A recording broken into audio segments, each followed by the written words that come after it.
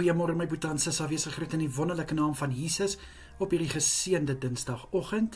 Ek hoop julle het elkeen lekker geslaap en julle is uitgerus vir hierdie dag. Nou my gebed vir elkeen volgend is, Here, ek bid vir my boetie en sissa wat hierdie gebed ontvang, Here, mag hulle dag gevul wees met net die mooiste. Ek bid in Jesus naam dat hulle krag en wysheid sal ontvang in dit wat hulle moet doen vandag. Liewe Here, ek bid vir positiwiteit om uit hulle uit te vloei. Ek bid in die wonderlike naam van Jesus Christus dat elke boetie en sissa U teenwoordigheid sal ervaar waar hulle ook al gaan. En Vader, dit wat hulle hande vind om te doen, mag dit geseën wees, Vader, met voorspoed. Mag die uitkoms daarvan suksesvol wees. In Jesus naam, asseblief, Here. Vader, beskerm hulle asseblief deur hierdie dag en hou vir hulle veilig waar hulle ook al gaan en waar hulle ook al moet wees, asseblief, Here.